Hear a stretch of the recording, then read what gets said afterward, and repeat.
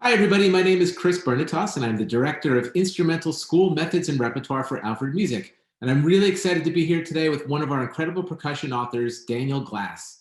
Daniel is an award-winning drummer, author, historian, and educator. He's presented more than 300 clinics, masterclasses, and seminars worldwide on the evolution of American music.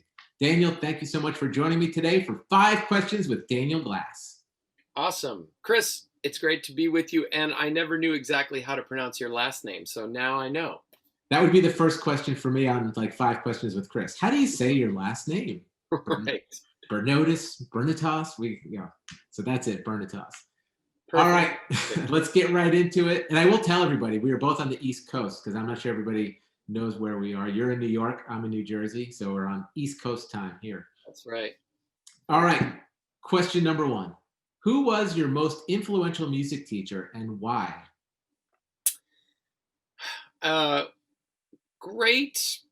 There's a couple of choices. I had a band director all through both intermediate and high school who was actually quite influential on me. He wasn't the reason I became a professional musician, but I did so many things with him: marching band, jazz band, concert band. My first pit experiences with musicals, that kind of stuff. And he was just always a mentoring figure. And what was really nice is that when I became a professional musician and began touring, he had retired and was living in Portland, Oregon at the time. I was living in Los Angeles, and I'd grown up in Hawaii. So both of us had left Hawaii by that point. And I called him up and he came out to a few gigs with the band, and we were on Warner Brothers, and it was kind of a big deal. And I could just kind of say thank you, to him. So he was hugely influential. And I guess the other, if I may throw in a private teacher as well, Of course. My mentor, real true mentor on the drums, but also in terms of how I began to look at the evolution of music history, was a guy named Freddie Gruber, who in the years since he died, he's become quite a legend. He taught Neil Peart from Rush, Dave Weckl, Steve Smith, Adam Nussbaum, the famous jazz drummer out here in New York, Joey Barron. The list goes on and on. He was quite an incredible teacher, but he was a very eccentric guy. But what really was fantastic in our relationship was that, at the time I started studying with Freddie, he was already 67 years old. This was in 1992. And he had been around since the days of bebop. And as a young kid, he ran around the streets of New York. He knew Charlie Parker. He knew Lionel Hampton. I mean, he knew everybody from that era. Wow. And then, here in the 90s, he was teaching many of the drummers who had gone on to become the greats or already were the greats, and he was retooling them. And I had just started, I started with him in 92. In 93, I got involved with this band that I would then get signed to Warner Brothers with, Royal Crown Review. We were in the film The Mask, and we started the whole swingers thing and that whole 90s swing resurgence. And so as I was getting involved with that, I was going to my lessons with Freddie, and I could literally ask him about the various artists and the various drummers that we were, covering or being influenced by, and he knew all of them. Wow. And so I studied with him until about 96, and by then the band was too busy and I was gone on the road all the time. But I obviously stayed in touch with him. I would see him at trade shows and AM shows and those sorts of things. And I think the last time that I saw him was in 2009, and I was actually able to share with him this book, which was my first Alfred book, and I co-wrote it with Zorro. But it was a huge arrival for me, and I was able to give him a copy, and it was sort of, we came full circle together, and he was very proud of me, which he could be a very gruff, old school, tough New York old school guy. And it was just a lovely thing. So Freddie was an enormous influence on me as far as helping me to orient myself to the world I was entering, being involved with this band. That's pretty amazing. And it's great to have such a multifaceted approach from your school education and then from your private education in that. And I can already see the historical connection. Yes, all thrown in with the real world education, which is that's a whole nother deal. That's a whole other aspect to being a professional musician for sure. And incidentally, Royal Crown Review, I remember a student of mine who was a big ska lover at that time came Yeah, to me with like a stack of CDs, and those were a couple of the CDs he brought me back in the 90s. I remember that. I'll yeah. never forget. Those were powerful times, man. We got to hang out with James Brown. He was a fan of our band. Oh, We got wow. to record with Bette Midler. I mean, we did a tour with the B-52s and the Pretenders. We opened for Kiss and Neil Diamond in the same week. I mean, it was like, because we were doing something that there was no uh, sort of genre or format for them to stick, to put us. Right. So we just sort of did all kinds of stuff. We did blues festivals. We did the Warp Tour, a punk rock tour for 2 years. I spent years on the road hanging out with some of the great legends of punk rock. And I'm I guess that sort of perhaps helped shape me as somebody who is able to begin to look at the long-term evolutionary trends of music. When I was a little kid, um, my parents sort of they weren't hippies, but they had that kind of mentality Mhm. of, this was the late 60s or really the early 70s, and they were like, we're not getting a television. You're going to read books. And so, as resentful as I was, I'm very grateful, because I was a voracious reader. And also, my sister and I were voracious radio listeners, and we had the radio on from morning till night, probably from the time I was 3 years old until I graduated from high school. I mean, it was just everything that was on the radio or that was a classic hit at that period. So I got a huge just catalog of music and music listening, and I was always interested in trying to, like, that's interesting. How does this fit into that big picture, and how do these things come together? And so Royal Crown Review really was a perfect band for me, because the band was like all about not only the music, but the vintage gear and vintage cars and vintage clothing. And we would just travel the country. At the very beginning, we would stop in every antique mall and just buy all this cool stuff. And so I really was like able to experience that. If I obviously couldn't be there, but I could surround myself with the stuff and learn these vintage styles of drumming on proper vintage instruments, and then That's the awesome. experience of being with Freddie. And then from that, I began to interview a lot of the great drummers that played with, everyone from Bill Haley's Comets to Benny Goodman. I mean, just I interviewed 60, 70 different drummers. The guys that were in Chess Records, the blues pioneers, the guys that were in Sun Records and Nashville, the country and the rockabilly pioneers, the swing pioneers, and that that all helped to kind of, just like I said, put this giant big picture together. Yeah, that's awesome. And it did, I'll tell you what, again, it's another perspective from a teacher perspective. At that time, I remember it just opened up a lot of doors for me with my own students, just to be, this is brand new to them. This is like mind blowing stuff. It's like, it was really amazing. And so different than everything else that was available musically at that time. It just really did open up their eyes to a lot that they just never would have seen before. And Uh, it was actually cool to be a horn player.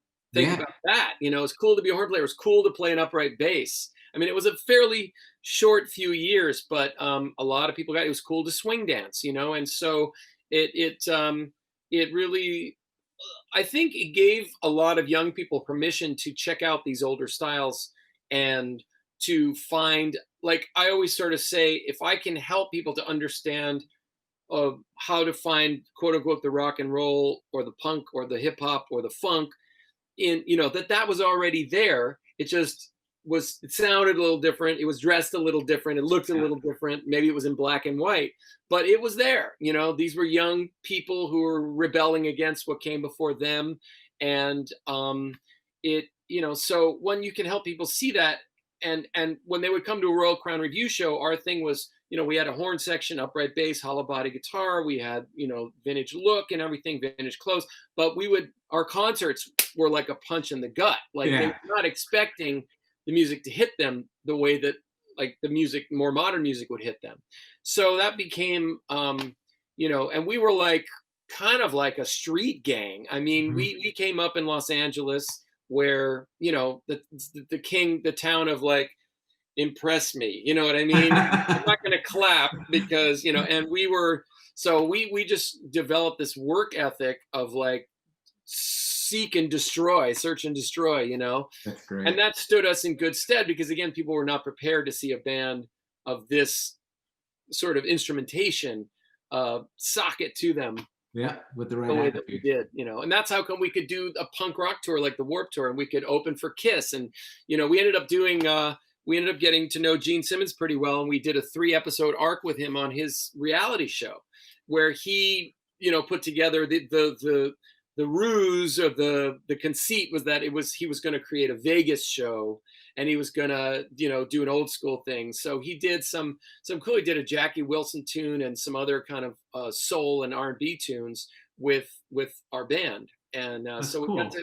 to hang with Gene Simmons, who it turns out that was influenced by all this music. So of course, the That's Beatles and Jackie Wilson and stuff like that. That is great. And a lot of this leads me right to our next question, which is clearly music education has become an important part of your work and what you do in addition to your performance. So what do you think has driven you so passionately to focus on sharing that love of music, and even more specifically, sharing your love of the history of music? Well, I think after so many years of collecting knowledge, doing interviews, I read 1,000 music biographies and music histories, and I that just seems to be a part of who I am. Like I don't look at I look at it as trying to understand more and put this big picture together, right? This big picture that always can have more stuff added to it, that you can always learn more, always discover more music.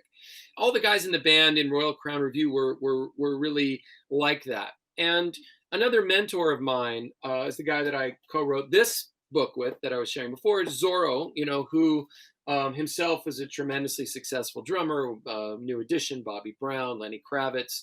And in 1998, this is a great Alfred story, I had been doing Royal Crown for about 5 years. Maybe 99, I had gone to a NAMM show, and I had gotten a copy of Zorro's book, his original Commandments book, and I was blown away by how he had taken soul and funk and hip hop, sort of 60s, 70s, 80s music, and had you know put that into a package in a book where you not only learned the actual beats of the songs, but you learned the whole historical context, and that fit in with my own aesthetic. Right. And I literally walked up to Mike Finkelstein, who was working at Alfred at that time, at the Alfred booth at NAMM, and I said, I love Zorro's book. I'm a drummer and I do similar kinds of stuff, but different eras. And I want to do something like that. And he literally said, great, I'll introduce you to Zorro. And the next day at the show, I met Zorro, and we ended up working together on a magazine he was editing at the time. And we began to work on this project, and that ended up leading to a lot of things happening. But Zorro was very supportive of this whole idea, this whole approach, and the research I was getting into, and all that kind of stuff. So Zorro was a big mentor in terms of learning about how he was doing it. He was, the idea, I think, is just that you're so passionate about all the stuff that you're studying and learning about that you want to share it with people. And the Right. question is, what's the best way to sort of package it up and deliver it, and how can you do that in a way that as an entrepreneur, that you can create a business model at the same Mhm. time, because those of us who are not involved with affiliated with an institution of some kind, a school or university, who are out there doing it, well, you got to sort of create your own business, your own brand. And it's Right. funny because in 2018 I finally actually incorporated, so I I felt what really inspired me to want to share this stuff in a bigger way was realizing that these older drummers that I was interviewing, and I talked to, for example, DJ Fontana, right? Okay, Elvis's drummer in the 1950s. And a lot of the interviews he would get were like, well, what's it like to play with Elvis? And what Yeah. was it like to be on the road? What was it like to be in this, Elvis movie or whatever? I was asking, what kind of gear were you using? What inspired you to play this thing on this song. You know, Earl Palmer, who of course became a great friend. He was the drummer for all the Little Richard stuff and all of the Fats Domino stuff in New Orleans. Then he moved to L.A. and created the rock and roll industry there, as, you know, as a drummer. Asking these guys, you know, and to me, this was like the greatest thing ever. And asking them about the recording studios, how'd they get that sound at Sun Records or at Chess Records, or, you know, these legendary sounds, and how were they playing?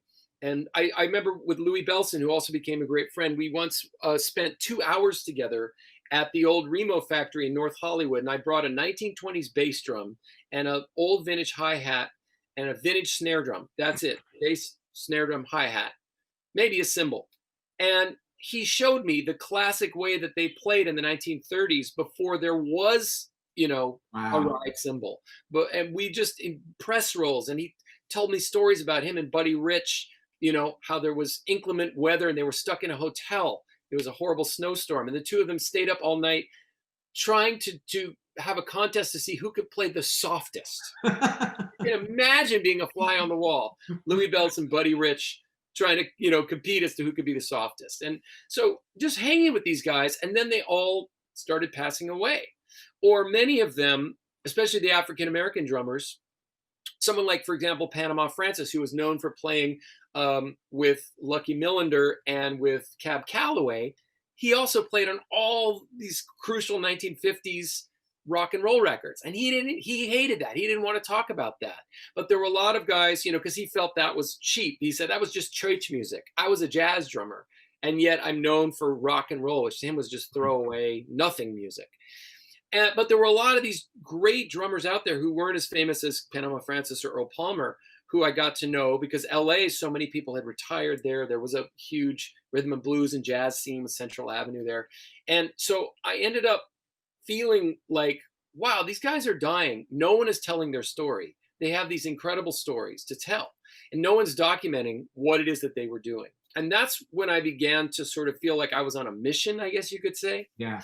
And then as things progressed, I did a lot of stuff in the drumming community. I took a lot of those lessons from Zorro and from Royal Crown Review about how can I present this stuff in a way that is easy to understand, is not elitist or, oh, you don't know about that, then you're nothing. You know, a lot of people, it's sort of a snobby thing. Rather, oh, here's 100 ways to find connections between the music we listen to today and the older styles. And so sharing that. And so the project that I ended up sort of growing beyond the drum industry. Certainly I do stuff in the world of drumming, and I'm still do work when they're, you know, I still here in New York, been working over 200 gigs a year as a freelance musician. But I began to say, well, what if I took this whole idea? I developed sort of what I call the century of music. And by that, I looked at the end of the American Civil War, because at that time, African Americans, for the first time, were be able to maybe start participating in American culture and in American music in a meaningful way. It took another several decades until we get to ragtime, but that was sort of the beginning. At the same time, the drum set was starting at that time, so it was kind of a cool place to begin a conversation and for me to sort of begin my research. And I took that up 100 years to 1965, which is the end of the Civil War, when, not the end of the Civil, 1965 was the British invasion. And if we look at it from a drummer's perspective, the drum set that we know today really finally all came together. But in that intervening 100 years, music and of course drumming went through this incredible evolutionary sort of period. So I ended up creating a DVD specifically designed for classroom teachers called From Ragtime to Rock, which really does start at the Civil War and it goes to the British invasion. And it looks at, I think, 15 different styles that that evolved. And the idea was to sort of distill these down into bite-sized pieces. And each unit has a short video, and then there's student assignments, and there's teacher guides. And the idea is to offer any kind of a music student some perspective so they can begin to see the long-term progression of what we would call popular music. You know, And it starts just by asking the students some questions about what they listen to today. Why do they like the music? What is it about the artist that is interesting to them? And I sort of took all the lessons I learned about, hey, how can I connect with music listeners today that may not know anything about ragtime or early jazz or even the Beatles? Yeah. In today's 21st century world, they may have heard of the Beatles, but you can't guarantee they're going to know about the Beatles anymore. And put all that into kind of a big perspective. And so that project came out, I think, already 5 years ago or so. But uh, that's been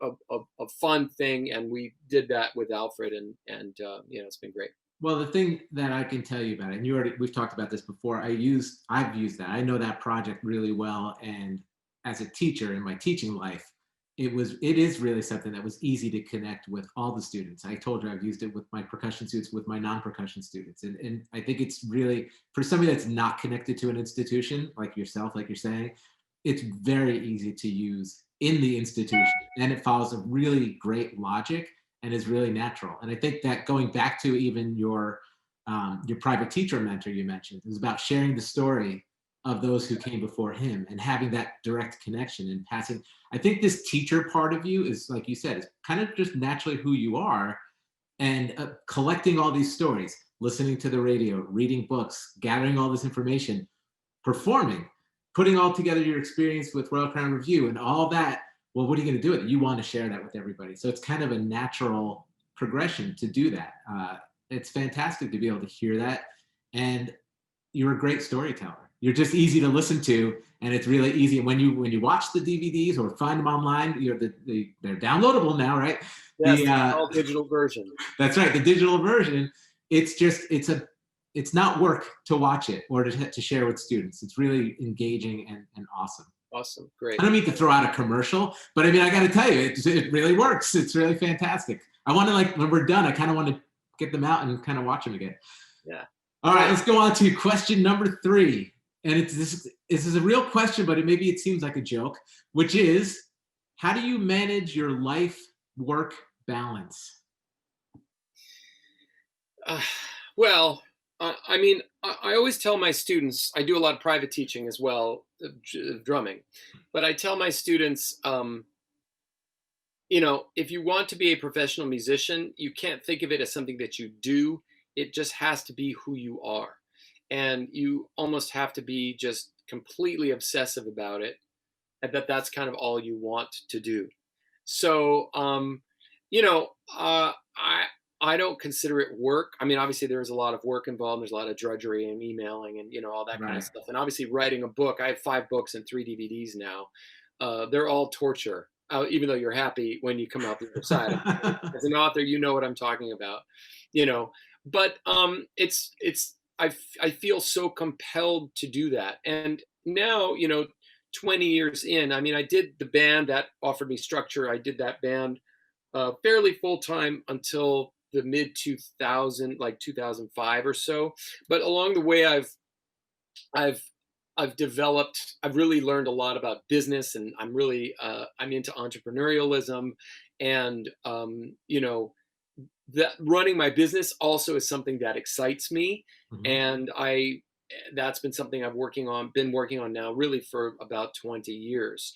So between you know my work as a teacher, and I'm going to be creating a series of online courses now. That's very popular these days. Taking what I do as a private teacher and sort of scaling that out. It's pretty unique stuff. It's not anything you can really get on YouTube, which is Mhm. why I'm excited about, creating these online courses. Um, Between that and coming up with new products and stuff that's more on the educational side, like From Ragtime to Rock, um, and then writing and creating new projects, which I'm always in the process of doing. That's kind of very, very full time. Yeah. So I my moniker, you could say, is I for example, I have a Facebook page that's called Daniel Glass, drummer, author, educator, and I sort of think of myself as having 3 careers, and really a 4th if you want to consider entrepreneur on top of that. um, and so it doesn't leave me a lot of time for hobbies. I just sort of switch gears and work on this part of the career today, and then switch gears. I will say two things. Number one, I do yoga and I swim because as we get older, especially when you're doing something as physical as drumming, especially when you're living in a physical place like New York City where you're on your feet all day, dealing with crowds and subways, carrying 20 pounds of cymbals on my back a lot. Taking care of my body has become paramount. I've had injuries, and such over the years, just so I can be physically prepared to do. It really is almost like I'm not a metal player, but even as a jazz player, big band, and I play my fair share of rock and roll and stuff. It begins to beat you up. All right, so So there is some balance there. It's a work, work, work, take care of your body balance. yeah, and obviously taking care of the body also takes care of the mind is good. It's a good way to, the other thing I talk about is that in order to allow your mind to have new things come into it or to work on creative projects and see them coming to pass, visualizing them, you have to create that space. And for me, either walking in New York or swimming or being in yoga or going in the steam room, which is something else I've really gotten into as part of my routine. Those help me to keep my mind open to new possibilities. Otherwise, it's just full of the busy work of the day. Yeah. So I guess you could say that that's as much of a hobby. And the other thing I want to say is we got a dog recently, and we got a 10-week-old puppy, and now he's 11 months old. But that takes up a lot of time when it's as as a dog owner, it's like it's like raising a kid. I mean, not as intense, but it's pretty labor intensive. Yeah. And that's why I have to close my door, because they'll come in here at my desk and next thing you know, the dog will be up on my lap and Exactly. push them away. That's awesome. All right, let's go on to question number 4, which is, do you ever get nervous before a performance, and how do you handle that? It's a great question. The answer is not as much as I used to. But definitely you want a certain amount of nerves, even if you might say it's adrenaline. Like you don't want to go into a performance being tired and not mentally present. And that involves a whole other set of chops. Obviously we as musicians, we have our chops or our chops or our chops or whatever. But and I talk to my students a lot about this as well, that there's what I call concentration chops or focus chops, where you got to be able to, right at the downbeat, get yourself in a mental space where you're there, you're present, you're in it, and that is something that we got to work that muscle as well. So to me, in New York, it's a very high pressure situation. Most of the gigs I do they have, you rehearse the show once in the afternoon for 2 hours or the material, and then you're hitting that night. And there's no time. You're so focused on doing your job, you know. For example, also I work at Birdland, the legendary jazz club, every Monday, and there's no rehearsal. It's a quote open mic night, but it's people like Barry Manilow and Liza Minnelli and John Pizzarelli and Kurt Elling. I mean, like monster people are coming in, and they're either in the audience or they're getting up. Right. And so there's no room for phoning it in at all. I mean, it's kind of a life and death, I feel, every Monday, and it's a 3-hour gig with sometimes no breaks. They don't take a formal break. So that I always feel is like going to the gym for me and just preparing for whatever comes up. People bring sheet music. We got about 5 seconds to figure it out and tell an amazing story with that song, with that singer or that instrumentalist or whatever. We've had jugglers, we've had, comedians that we've worked with. I mean, just folk singer, doesn't matter, like all kinds of people. So, I think that sort of discipline, getting into that focus, doing it a lot, you don't have that much time to be nervous, but at the same time, you want that adrenaline. That's like, okay, I'm here. We're hitting right now. This is it. Yeah. And I think that's a really good distinction between nerves and adrenaline. Like, it's easy to confuse the two. Like, am I nervous because I'm not confident in my ability? or am I just excited and I'm not sure how to manage all that? And I think, Right. like you said, you've got to practice that. And I think the first thing is to own it, define it, and then do it a bunch of Yeah. times. And And then, it's tough too because you can have too much adrenaline and you could be wound up and you can not play well because you're so pumped. So you have to be careful of that as well. You got to keep breathing and you got to try to stay relaxed. And there's a lot of factors. But these are things, preparing to take the stage is extremely important a part of the process. And we're not always in control of how our body is, of how tired we are, or how prepared we feel. So yeah, well, and that concept goes beyond even just an instrumental performance. Because I'm thinking about this, if there's a teacher watching this or a student watching this, when you right. teach, you're performing. Oh You know, yeah, when you're going out in front of that class, you're doing a performance. So, those Sunday night jitters you get as a teacher, they kind of never go away. You're going to, and I did it for 28 years, but every Sunday night, even my 28th year, yeah, yeah, tomorrow's Monday, but right. you get it. You're like you're saying, you get focused, you be confident, you know your craft, and then you And I kind of feel I feel get like when I excited teach, in it. it is a performance.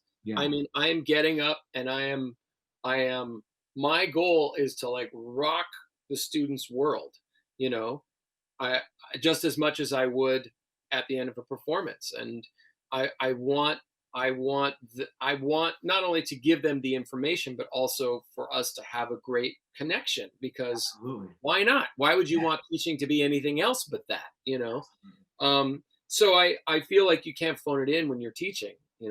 Especially with kids. They're going to know in 2 seconds if you're Oh phoning yeah. it in. You're not fooling anybody. But when you're a freelance teacher, also that you want them to keep coming back, That's obviously. right. And so I, you're taking them on a journey. It's maybe a longer term journey, but it is the same kind of a journey that you would take them on in a performance. For sure. And you want to inspire them and motivate them. You know, That's right. Excited. All right. Our fifth question. All right. Here we go.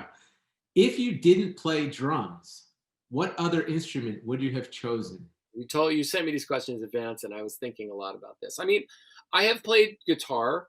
Um, I there was a time when I got really into guitar, and I really enjoyed that. I I definitely think I would want to play an instrument. I know it seems weird as a drummer, but I want to play an instrument where there's movement involved, where I'm, you know, obviously behind the drums I can't move away from the drums, but I can move a lot behind the drums. Right. uh, Somehow that kinetic aspect of it appeals to me. Like, for example, standing there, and I know obviously when you're a trumpet player or sax player it's a different kind of a thing, there's a lot, but you're standing there and the three things moving are your fingers. and and to me that's but I also think it's kind of cool to be able to blow through something and have your personality be expressed that way. And then the only times I've taken a couple little piano classes in my life as a musician. I've studied arranging a little bit. When I was with Royal Crown Review, I was interested in arranging for the three horns. Mhm. I found that fascinating as well. And the piano as a tool that's so easily laid out, upon which you can think about chords and chord progressions and that kind of stuff. That's a whole world obviously unto itself. Yeah. So I guess maybe guitar, because I could move around and I could play solos and I could rock out. But But even talking about picking an alternate instrument, you're kind of going through a list and you're finding cool things about each one of them. So it's right, like everything that you do seems to be multifaceted. There's no yeah, single yes or no for you. And I think that's pretty cool. And I think that's pretty unique. And I think that's kind of what maybe makes you such a relatable artist and educator and everything else that you are, is because there's many different ways that we out here can connect to you in what it is that you're putting out. So it's really fascinating. yeah. Thanks. I do feel that I am a Renaissance person, and I think that that's what has made for a rich life for me in this world that I inhabit. And why I say like I don't really have any hobbies, because everything I'm doing is related to my career, but it's also me just exploring my passion. And the passion has found many different ways to express itself. So I like variety. There's no doubt. I mean, people ask me like, "Who's your favorite drummer?" And I'm just like, I always answer them in this way. I say, well, on Monday, I like Italian food, but on Tuesday, Thai seems pretty good. On Wednesday, it's going to be Mexican. I mean, it's like, why did we even have to do this? Yeah, that's Like, true. life is a rich pageant. Yeah, that is awesome. I think that variety and that concept is really fantastic, and it's, I think, kind of the perfect way to wrap this all up. Uh, Variety is kind of the spice of life, so you don't have to pick a favorite. They can all be your favorite. You don't Mhm. have to be one thing. You can be all kinds of things as long And as I you're. think even as a musician, like I've been through different seasons in my life. I spent a lot of my 20s and 30s as a performer and being on the road and playing a lot of gigs. And then that's moved into, and then I left LA and I moved to New York. And although I'm still gigging, I'm thinking a lot more about the educator side. And in recent years, really excited about the entrepreneur side. And so, I think we can transition into different phases of our life. One time Zorro said to me, he said, every man, and obviously he means more than man, but he said every man has different seasons in life, and you have to acknowledge them as they come upon you. We don't want to ignore them. And the musicians I feel sorry for are the ones that, like, 25 years ago they had a hit or something, they had a minute of stardom, and they're still trying to recreate that. They're still trying to look the same and play the same songs over and over again. It's just like, move on. That was cool. There's a whole lot of the world. You could become someone else and it's okay. Your life doesn't have to end because you don't have that thing anymore. Well, I think you embody that old saying of love what you do and do what you love, or do what you love and love what you do, whatever it is. And it's great because it does make your work happy and it makes your life happy to be able to do that. So Yeah. listen, thank you so much for spending your time with us today. I really think this is perfect. It gives everybody a little bit behind the scenes of what life is like as a professional musician, educator, and everything else. And that's exactly what we're hoping to do. So thank Great. you so Well, much for thank you, joining me. Chris. Great questions, and great to see you. Always great to see you in any format. That's right. Same here. All right, everybody. Thank you so much for joining us. We'll catch you next time. All right. Peace.